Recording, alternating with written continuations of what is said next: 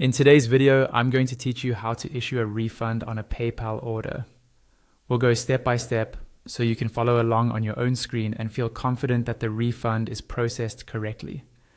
This is especially useful if you're a seller handling customer orders, or if you simply need to reverse a payment for any reason. First, log into your PayPal account as you normally would. Once you're on the main dashboard, look over to the left-hand side of the screen. There, you'll see a menu. Find the option labeled Activity.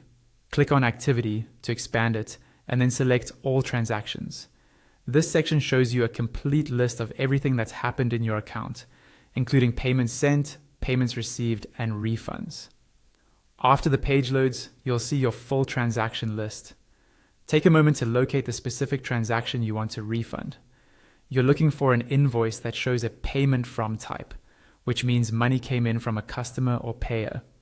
You can scroll through the list or use search and filters if there are many entries to make this easier. Once you've found the correct invoice, click on it to open the detailed view. Now you'll be on the transaction details page. Here you can see information such as the amount, the date, and who sent the payment. Look toward the top right corner of this page. You should see a button labeled Issue a Refund. Go ahead and click that button to start the refund process. A new pop-up window will appear showing the refund details. In the field for the total refund amount, you'll notice that PayPal automatically fills in the full amount that was originally billed on that invoice. If you want to issue a full refund, you can leave this as it is. If you prefer to issue a partial refund, simply edit this amount to the specific value you want to send back. In this pop-up, you may also see fields to add an invoice number and a note to the buyer.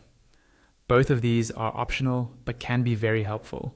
Adding an invoice number can make record keeping clearer for you, and a short note to the buyer can explain why you're issuing the refund, which can reduce confusion or support inquiries later. Once you've reviewed everything and you're sure the amounts and details are correct, scroll down to the bottom of the pop-up and click the Issue Refund button. PayPal will then process the refund, and the amount will be returned to the customer according to PayPal's standard timelines. And that's it. You've successfully issued a refund on a PayPal order.